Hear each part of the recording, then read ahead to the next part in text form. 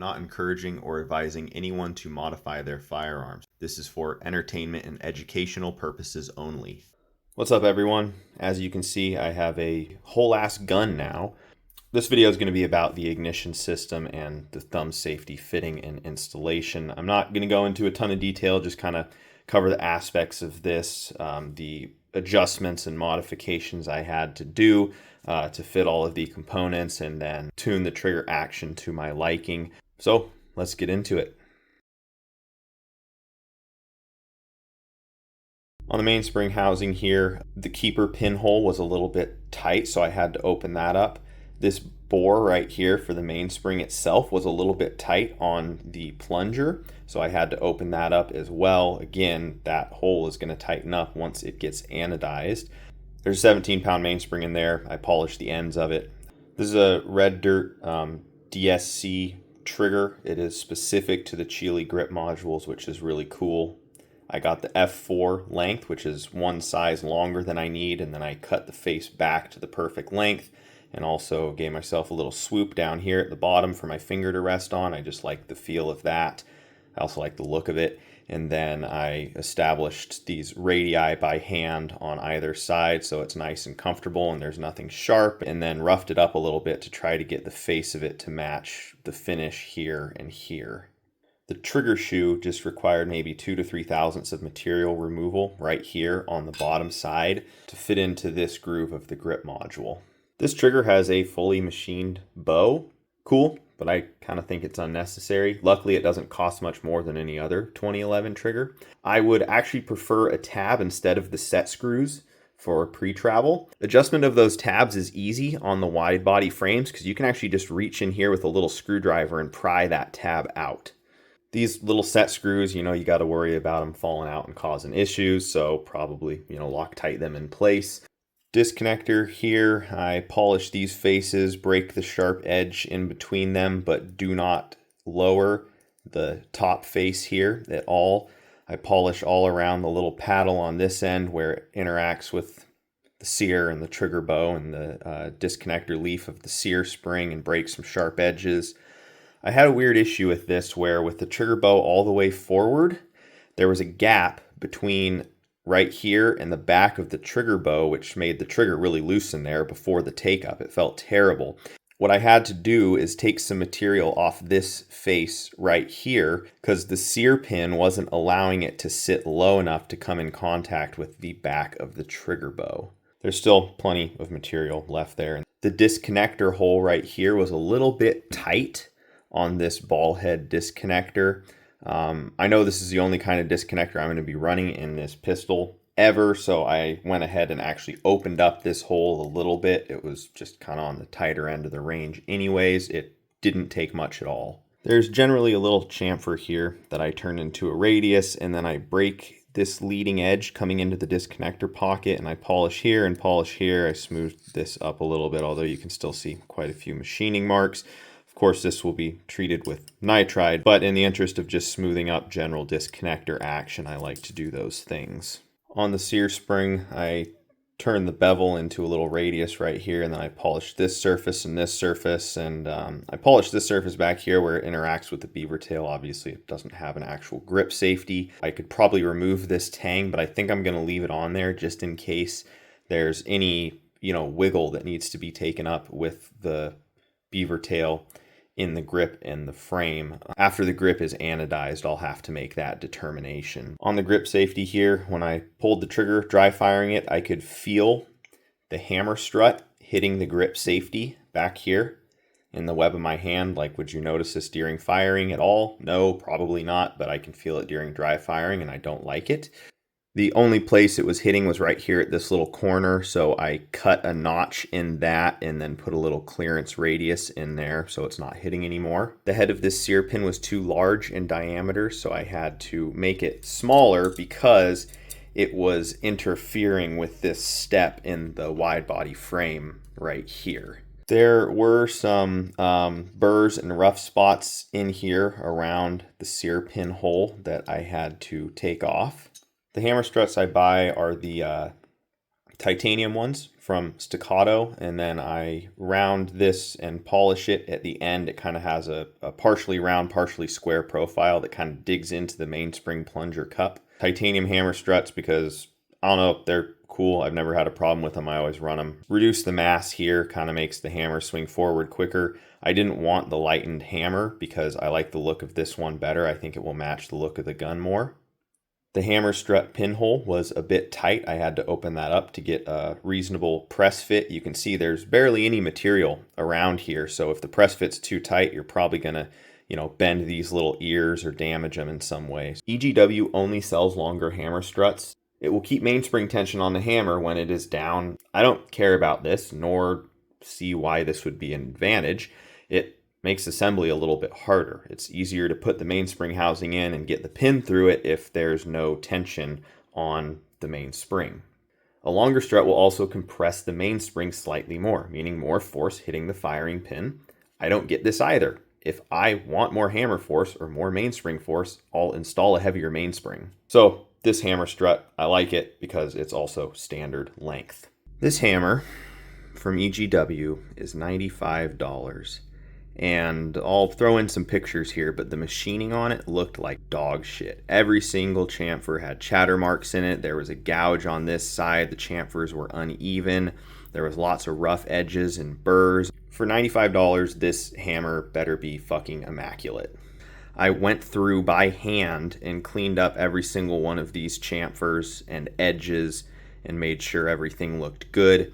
The hammer pinhole was a little bit tight, and it wasn't because the hole was too small. It's because these chamfers were so rough, there was little goobers hanging into the hole that were making it tight on the pin, so I had to clean all that up as well.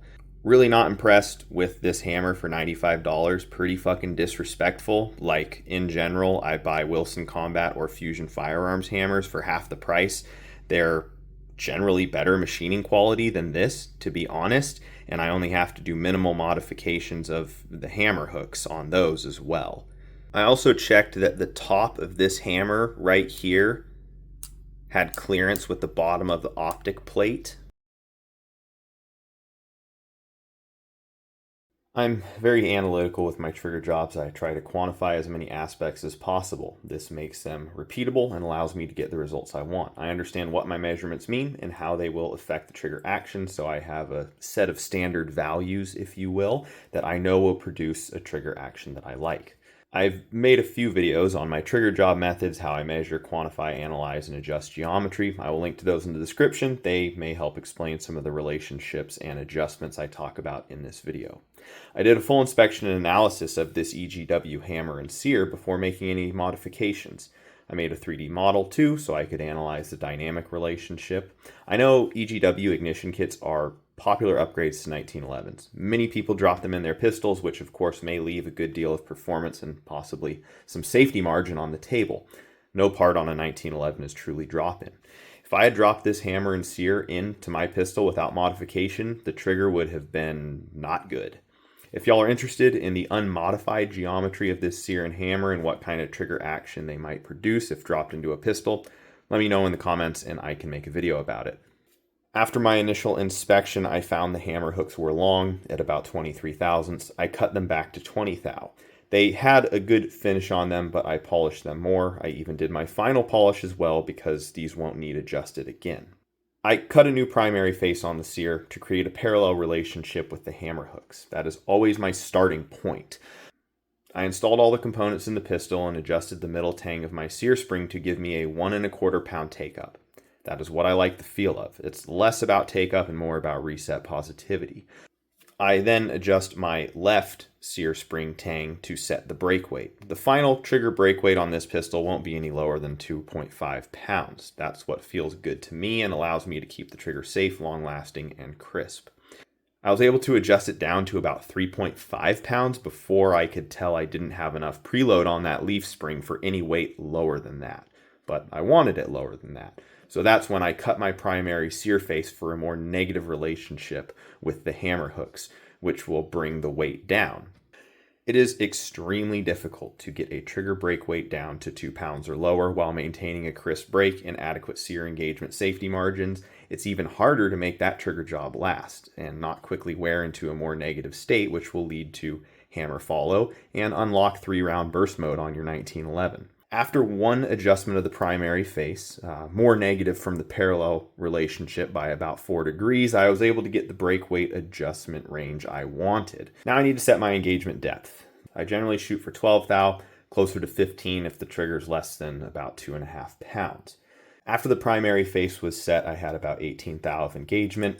Too much. I cut my secondary angle deeper to reduce engagement depth, checked it, still too much, cut again. That's close enough to 12 thou for now. I consider my measurement error plus or minus 1 thou with this method anyways. I polished my primary sear face with a very fine ceramic stone, then barely broke the edge between the primary and secondary face for a clean release. After reassembly, I adjusted my pre-travel and over-travel. I set my pre-travel and then just went ahead and put red Loctite on the screw. I won't need to adjust that again. I won't Loctite the over-travel screw until the final adjustment. That is a much more fine adjustment. First off, I check the fit of the tongue and groove right here between the two halves. It's really nice and tight. So the right side won't have any play when it's installed up and down. So that's a really nice fit. That's how it should be, but it does make installation and removal of this side of the safety a little bit more difficult. I had to take quite a bit of material off of this bottom lug area right here to get it to sit low enough in the frame. And then I like a really specific feel with my thumb safety. I like them to be really, really stiff. So I did modify this little detent right here. This profile they put on the bottom of theirs right here is perfect. Initially, just cut the fitting surface so it just barely engages with the back of the sear once the final finishing of the components is done, and I may need to readjust this face a tiny bit, so I leave it on the tight side. Polished the tip of the thumb safety plunger right here and also the slide stop plunger. Check this thumb safety action. Very solid, no mush on the bottom side. There's no play in this side of this thumb safety, which is good. Very positive, very stiff. You have to be deliberate with it, which is what I like. Perfect. Here's the initial trigger action. There's no up and down movement in the shoe. There's a little bit of side-to-side play. That will tighten up a little when the grip module is anodized. If there's still play after that, that will kind of bum me out, especially since this one is specifically designed for the Chile grip modules. Take-up distance is, well, how much I want. Take-up weight, right at 1.25 pounds. Well-defined wall, crisp brake, minimal over travel, really short positive reset. Let's check the brake weight right now. Right at 2.5 pounds. This trigger action is pretty fucking filthy.